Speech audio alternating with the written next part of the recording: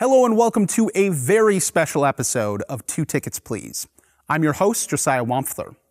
On this episode, I will be revealing my top 10 films of 2022, as well as handing out some awards for Best Performances, Best Cinematography, Best Score, and Best Season of Television. I saw over 75 films that came out in the United States in 2022, and only a small portion of those were films that were disappointing. Overall, the batting average for cinema in 2022 was pretty good. Movie theaters, unfortunately, continued to struggle, and locally, we lost one of our theaters when the Madison Hilldale AMC shut down late in the year. But with the gigantic success of Avatar and other smaller films recently, I'm hopeful that the year ahead will be better for theaters, and therefore even better for cinema. So let's celebrate the great cinema that came out in 2022 as we take a trip through my top 10 films of the year. What better way to kick off my top 10 than with Damien Chazelle's rhapsodic ode to cinema, Babylon.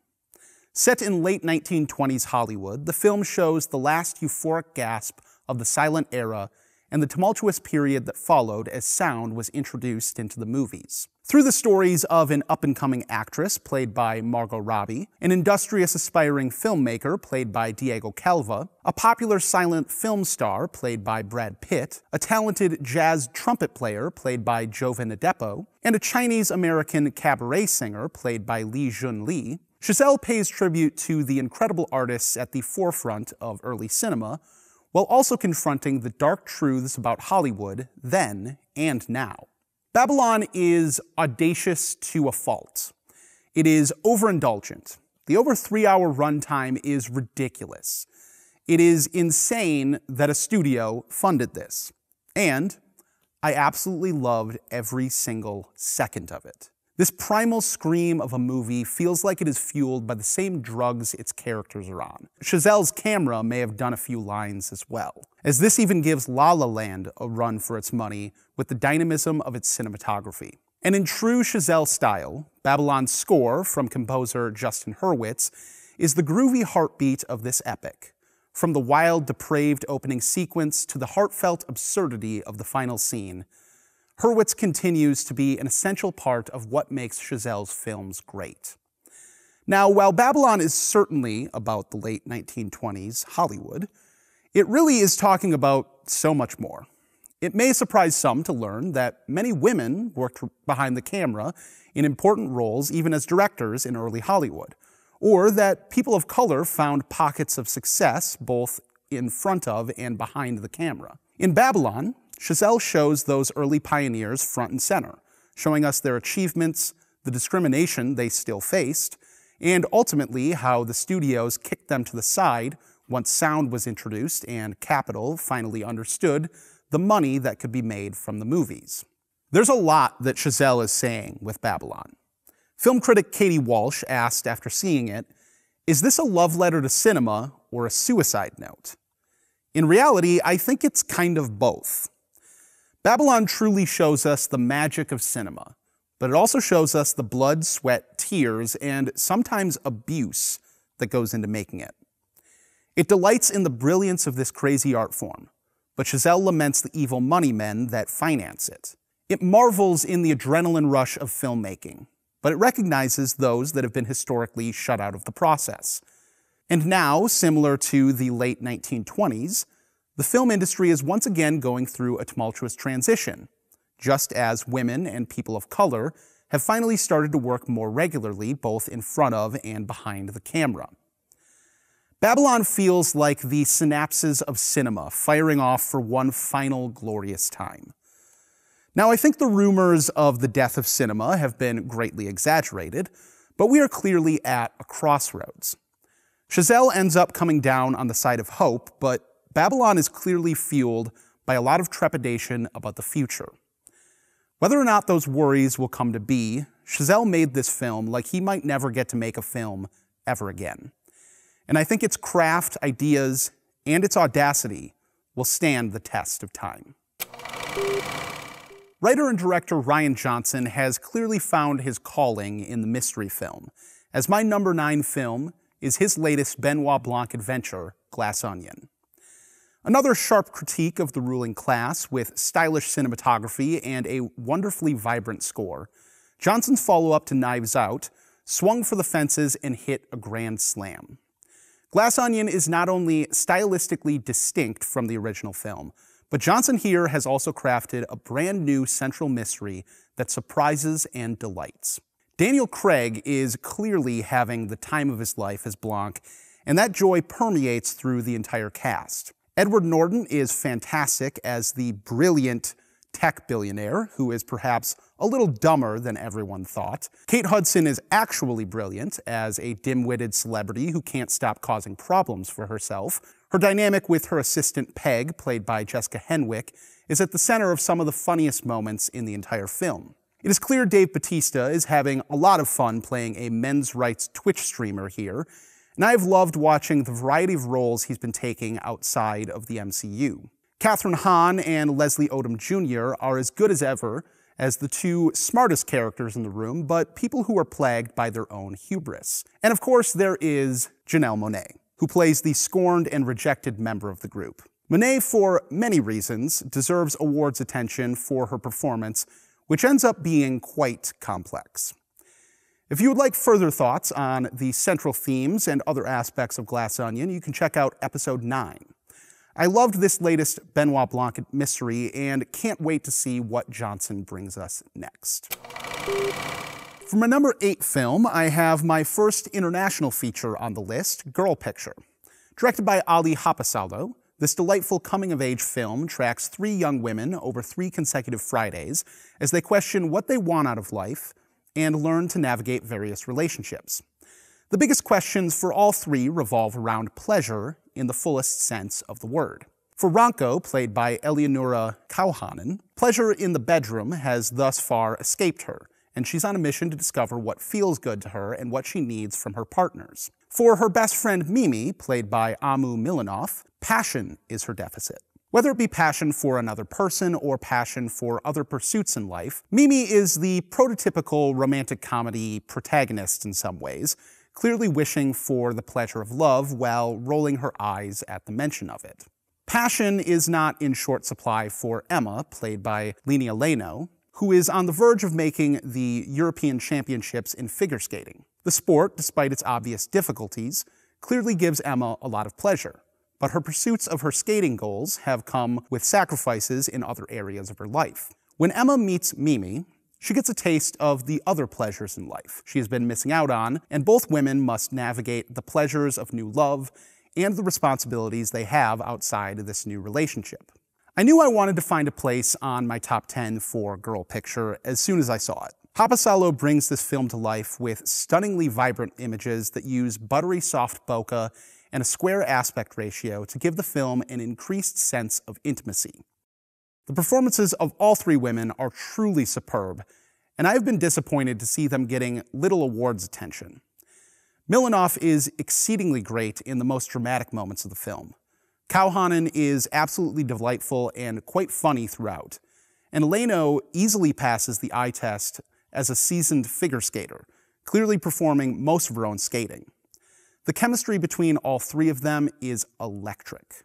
Plus, if you're going to put a delightful queer coming-of-age tale with a passionate romance at the center and beautifully captured figure skating in front of me, and not expect me to put it in my top 10, well, you've got another thing coming. Girl Picture is everything I love about these kinds of films, and another example of why I make a point to seek out foreign cinema.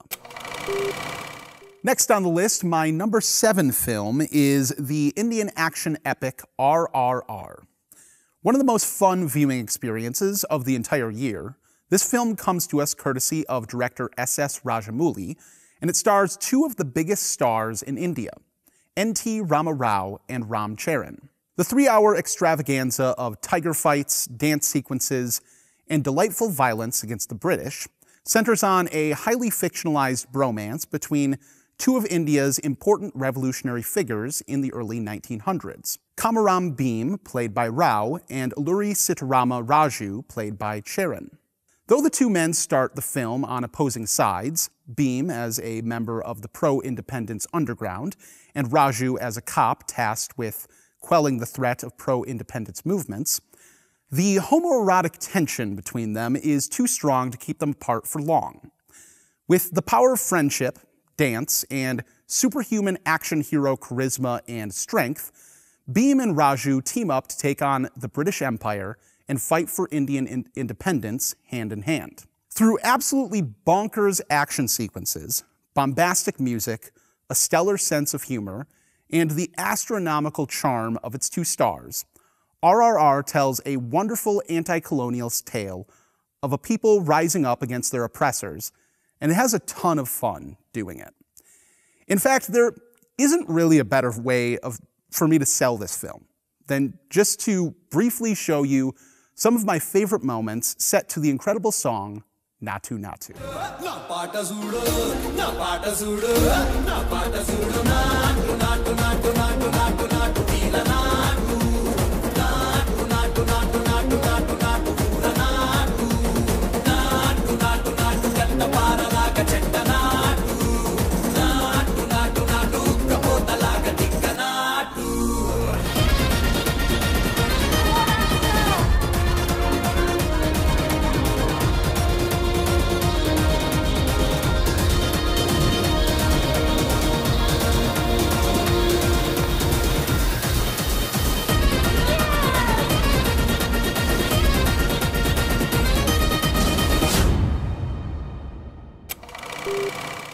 For my number 6 film, I have something that I didn't think I was going to like, but ended up falling in love with. Director Luca Guadagnino's Bones and All. This cannibal love story, starring Timothée Chalamet and Taylor Russell, is gruesomely and gorgeously rendered. Set against the backdrop of Reagan's America in the 1980s, Bones and All tells the story of two young cannibals living on the margins of society. Marin, played by Russell, having been abandoned by her father, sets off to find her long-lost mother in hopes of discovering why she has the cannibalistic urges she does. Along the way, she meets Lee, played by Chalamet, who also shares those same urges. A romance forms between them as they both search for meaning in an increasingly dark and brutal country. Ronald Reagan haunts this film like a specter, his voice in one scene heard distinctly over the car radio, sounding eerily like the narrator of a Twilight Zone episode. Bones and All may be a tale about two cannibals, but that narrative is merely a tool used to speak about the brutality of Reagan's America. With a queer reading of the film, it's about the AIDS crisis and the marginalization of queer folks. Reading the characters as addicts, the film has a lot to say about the crack epidemic. As a road movie, Bones and All shows the hollowing out of America's small towns, resulting from the roiling economic crises of the decade.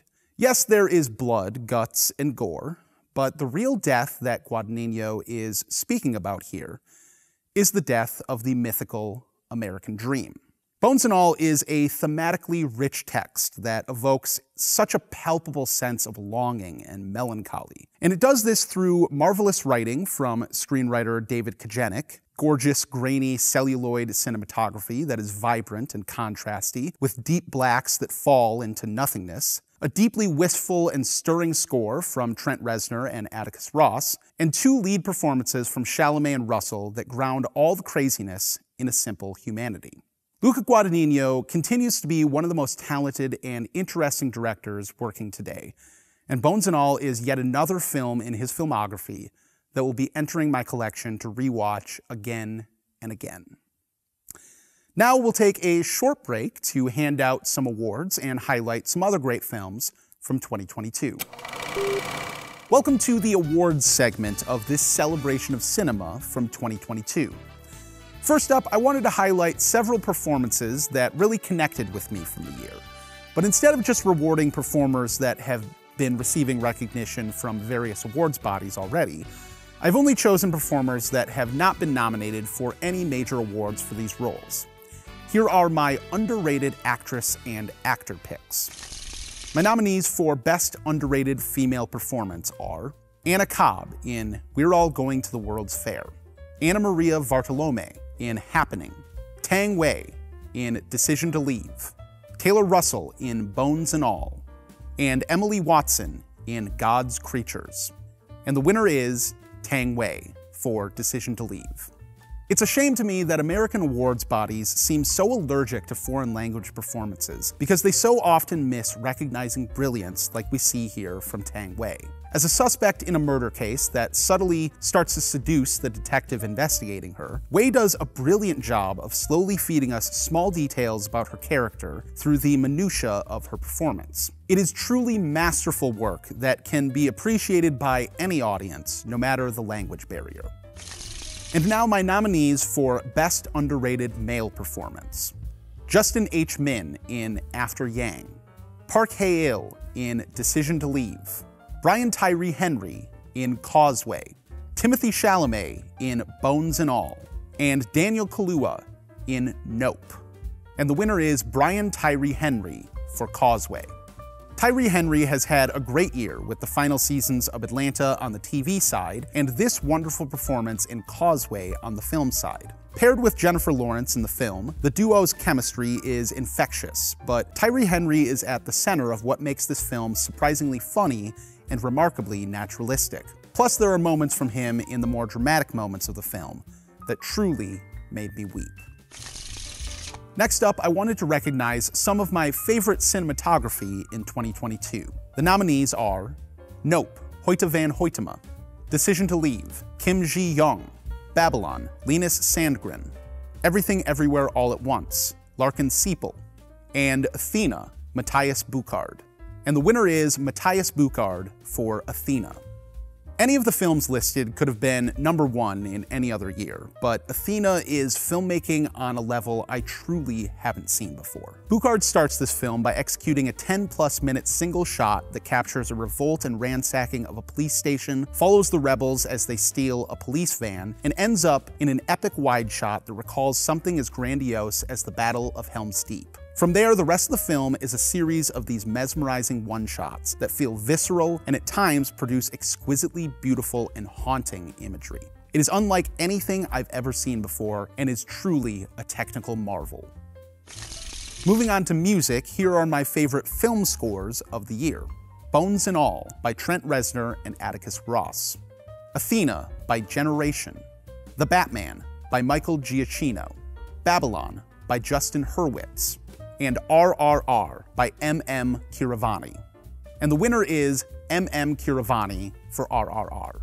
All these scores are incredible. Reznor and Ross's emotional guitar-driven score, the high-drama operatic music from Athena, the Batman's dark epic themes by Michael Giacchino, the foot-tapping kinetic insanity of Justin Hurwitz's music for Babylon, but I had to go with the score that was the most fun and absolutely central to its film, Keeravani's music for RRR.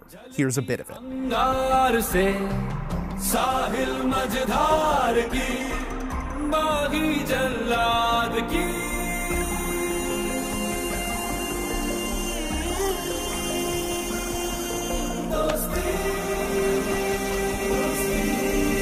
किस ओर चलिए आंधी आएगी कैसी क्रांति संग्राम या संगम की लहरें लाएगी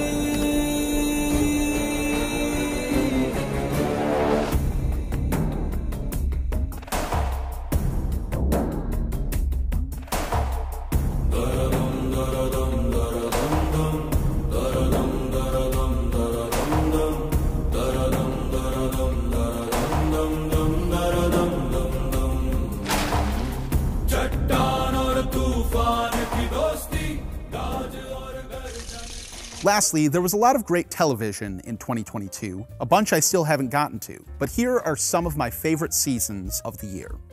Andor, Season 1. Atlanta, Seasons 3 and 4. Pachinko, Season 1. And Reservation Dogs, Season 2. And the winner is Seasons 3 and 4 of Atlanta. All 4 of these shows are incredible, but what Donald and Stephen Glover, along with director Hiro Murai, have done with Atlanta is too innovative and spectacular not to praise. This show, purportedly about a rapper from Atlanta played by Brian Tyree Henry, continuously shattered audience expectations, but in the final 2 seasons, they took it to a whole new level. Entire episodes without the main characters, gut-busting comedy in some episodes, deep drama in the next, and a ton of genre thrown in, especially horror. Always fresh, surprisingly emotional, funny in the most WTF fashion, and one of the best-looking shows on TV to boot. Atlanta remained true to itself till the end, and we have 4 masterpiece seasons because of it. Welcome back to the Top 10. For my number 5 film, I have the Indian pseudo-documentary A Night of Knowing Nothing. This incredible experimental mood piece, directed by Payal Kapadia, uses fictional letters to speak about the state of Indian politics and the 2015 student protests against the right-wing Modi government. As the film tells it, these letters, found in a cupboard at a film school, were written by a female film student referred to only as L. Read throughout the film in a quiet, haunting voice by actress Bhumista Das, the letters are addressed to a lover she is no longer with after his parents forbade the pairing due to her lower caste position. She speaks beautifully about her time with him, their participation in the student protests, and her fears about the rising tide of Hindu nationalism that is sweeping the country following the election of Prime Minister Narendra Modi in 2014. To accompany these deeply personal words and captivating vocal performance, Kapadia weaves together a dreamlike visual and auditory experience, cutting together a mesmerizing tapestry of archival footage, handheld video from student protests, and various verite moments, mostly presented in dark and grimy black and white, with an eerie soundscape pulsing underneath, all of which builds upon L's emotional and powerful words. A Night of Knowing Nothing is not an easy watch, I must say. It's a film you have to give yourself over to and be willing to sit in its quiet moments of contemplation. Because while it does give you some information about politics in India and the student protests, the film's main concern is not information, but emotion. Through the magical tools of cinema, director Payal Kapadia gets at deeper truths about the emotional toll of being involved in liberation struggles, debates around the values and strategies of those struggles, the deep bonds that can form between fellow comrades, the beauty and tragedy of young love wrapped up in political struggle, and the terror of seeing your own country increasingly slip further into authoritarianism. A Night of Knowing Nothing is a documentary about questions, not answers. It welcomes its audience to sit in the emotions L's words evoke and contemplate the questions that arise. Yet while the darkness of the current moment is felt heavily throughout this film, Kapadia provides us with one beautiful anchor to hold on to. The film starts with a scene of young Indians dancing, and it ends with a scene of young Indians dancing. In this simple gesture, A Night of Knowing Nothing points to the reason to struggle on: each other. Number 4 on my list of the best films of 2022 is Decision to Leave, directed by the man, the myth, the legend, Park Chan-wook. This Hitchcock-inspired mystery is the perfect example of why director Park is one of the most respected and celebrated directors in the world. Decision to Leave centers on a Korean detective played by Park Hae-il, who is investigating the apparent suicide of a mountain climber. The deceased man's wife, played by Tang Wei, quickly becomes a suspect in the case. But as the detective investigates and observes her, an unsettling attraction forms, and the married cop finds himself pursuing this inappropriate affair. Through 2 exceptional lead performances, exquisite and creative cinematography, and the deft hand of a master of cinema like director Park, Decision to Leave thrillingly unravels its bewitching central mystery and gives us a romance full of lust, danger, and heartbreak. I saw someone label this film Park Chan-wook's In the Mood for Love, and what a perfect comp that is. It has all the yearning, aching desire of that masterpiece, but with Park's humor and penchant for the unsavory. Though this romance doesn't ever reach the point of consummation, Decision to Leave is titillating to the point of feeling explicit nonetheless. Park focuses on the dirty little details of sexual attraction in this devious romantic entanglement, and the result is a thorny, sexy, emotional love affair. I must stress that truly the cinematography alone makes Decision to Leave worthy of a recommendation. Park Chan-wook films have long been known for visual splendor, but what he accomplishes in this film, with dynamic camera work, brilliant editing, sumptuous production design, and near-seamless visual effects work, is a sight to behold.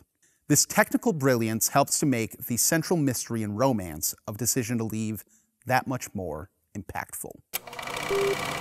At number 3 on the list is a film I recently sang the praises of in a recent episode. Writer and director Martin McDonagh's Irish breakup film, The Banshees of Inisherin. Set on an Irish island in the early 1900s, folk musician Colm, played by Brendan Gleeson, decides he just doesn't want to be friends anymore with his best friend Paddock, played by Colin Farrell. Conflict ensues, and in the process, we all learn a little bit more about the pain of breakups, the importance of kindness, the fears of getting older, and the petty nature of so many of our squabbles. Brilliant performances all around, masterful screenwriting, and gorgeous imagery of coastal Ireland make The Banshees of Inisherin a delightful, funny, and ultimately powerful experience. Plus, there are so many wonderful animals, Jenny the donkey chief among them. If you'd like to hear my extended thoughts on Banshees, you can check out episode 8. Getting down to the wire here, this next film is one that I'm so glad is my number 2 film of 2022. After falling head over heels for director Kogonada's 2017 film Columbus, I had high hopes for his next film. That film, After Yang, did not disappoint. Set in the future after climate catastrophe has forced humanity to restructure our relationship with nature, After Yang centers on a family whose highly advanced android, Yang, suddenly malfunctions. The parents, played by Colin Farrell and Jodie Turner-Smith, acquired Yang to help their adopted daughter Mika connect with her Chinese heritage, and he's become a part of the family since. Despite attempts to fix him, it becomes clear that Yang is gone.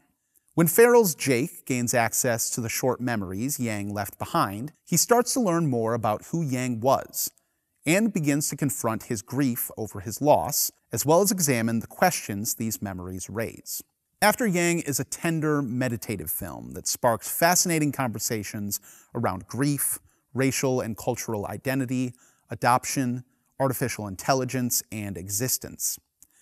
Brilliantly edited by Kogonada himself, the film weaves Yang's recorded memories together with the memories of the human family members in a stunning examination of memory itself. Some of these memories are profound scenes, like one in which Jake explains to Yang why he loves tea, and also does an incredible Werner Herzog impression. Others are more mundane, like the wind whipping through the trees, or Yang looking at himself in the mirror. In After Yang, both the profound and the mundane can be emotionally resonant. And I'd be lying to you if I said I didn't cry because of the beauty of an orange peel sitting on a plate. There's so much more to say about this incredible film, and if you would like a deeper dive, you can check out my full review on Substack. Suffice to say, though, Kogonada has done it again, and I can't wait to experience his next film. And finally, closing out my top 10 films of 2022, my number 1 film since I saw it last spring is Everything Everywhere All at Once. It's the story of a Chinese immigrant mother, played by Michelle Yeoh, fighting to keep her family intact, trying to survive an IRS audit, and learning to embrace hitherto unknown powers to prevent the destruction of the entire multiverse. A gut-busting comedy, high-octane martial arts adventure, emotional family drama, and an epic sci-fi film all rolled into one, Everything Everywhere All at Once managed to be one of the most fun experiences I had seeing a movie in 2022, while also being a film that had me tearing up multiple times. When they said everything, they really meant everything. Impressive visual effects, wonderful music and cinematography, performances by Ke-Huy Quan and Stephanie Hsu that deserve all the awards, and a brave and bold screenplay from the Daniels, I could sing the praises of this film for ages. So, if you'd like to hear my extended thoughts on the film, you can check out episode 6. But I will close with this. This tribute to immigrant parents, rumination on what it means to be second-generation Asian American, examination of depression, and ultimately a plea for all of us just to be kind, damn it. This film manages to contain all these things and spark all these conversations, while also being one of the nerdiest pieces of pop culture I've seen in a while. It's a big reason why it's my #1 film, and I hope to see more genre films as daring in the future. That wraps up this episode of 2 Tickets Please. If you'd like to see my full top 20 films of 2022, that's just gone up on my site at 2ticketsplease.substack.com. I hope your new year is off to a great start, and I look forward to sharing more great films with you soon. Thanks for watching.